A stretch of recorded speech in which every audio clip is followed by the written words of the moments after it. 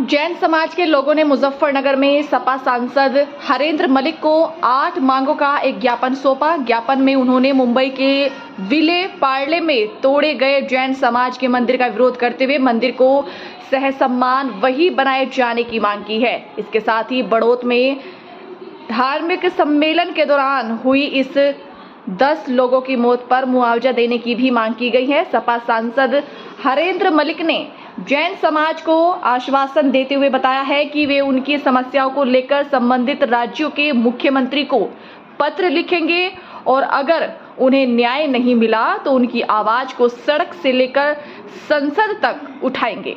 उन्होंने पहलगाम में हुए आतंकवादी हमलों को कायरतापूर्ण और दुर्भाग्यपूर्ण करार देते हुए कहा है कि सरकार ने मारे गए लोगों की संख्या छुपाई है, जिससे कुछ परिवारों को नुकसान हुआ है। सपा सांसद ने बताया है कि जैन समाज एक ऐसा समाज है जो सबसे ज्यादा टैक्स देता है, मेहनती और लगनशील है। ये लोग हमेशा अहिंसा के मार्ग पर चलते हैं जो भारतीय संविधान के अनुकूल है। मैंने उन्हें आश्वासन दिया है कि मैं अपनी तरफ से सरकार को पत्र लिखूंगा। हम 1 बार 2 बार लिखेंगे और अगर हमें कोई जवाब नहीं मिला तो सड़क से लेकर संसद तक उनकी आवाज उठाएंगे। जैन समाज के नेता गौरव जैन ने बताया है कि आज हमने अपनी 8 मांगों को लेकर एक पत्र सांसद हरेंद्र मलिक को दिया है, जिससे वे हमारी मांगों को संसद में उठाकर हमें न्याय दिलाएंगे। मुंबई के विले पार्ले में जैन समाज के मंदिर को बुलडोजर से तोड़ दिया गया था। हम चाहते हैं कि मंदिर को सहज सम्मान वहीं बनाया जाए। जैन समाज एक ऐसा समाज है सबसे ज़्यादा टैक्स सरकार को देता है पॉपुलेशन के हिसाब से। बेचारे लगनशील है, मेहनती है और पूरा धर्म ही ये कहता अहिंसा परमो धर्म है। हमारे संविधान के, भारत के संविधान के अनुकूल चलने वाले और स्वतंत्र भारत में उन्हें दिक्कत है, दुर्भाग्यपूर्ण स्थिति है। उन्होंने कुछ बिंदु बताए हैं, तथ्यात्मक अपनी बात मुझे समझाई दे, लिख करके भी दिया है।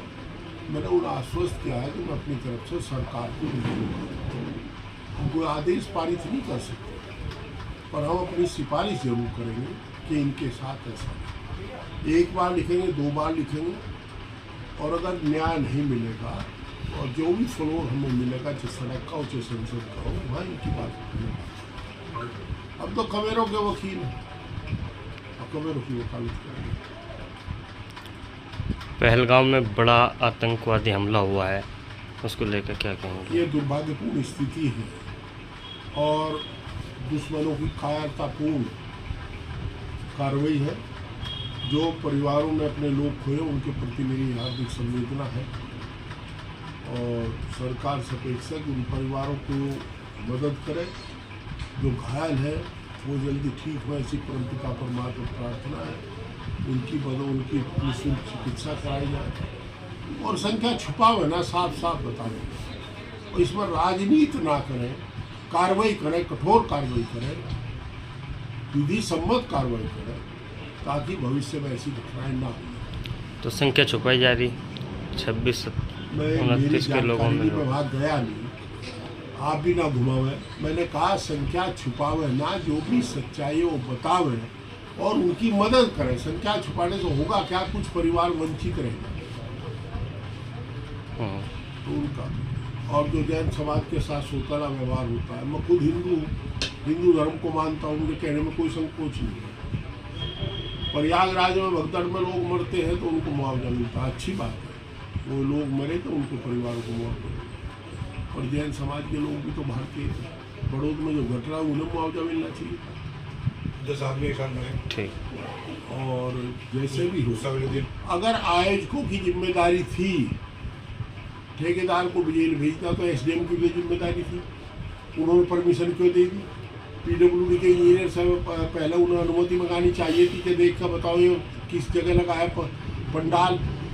आपके अधिकारी तो निर्दोष और जो बेचारा श्रम कर रहा है, जो मेहनत कर रहा है, जिसने काम किया है, वो आप जेल में।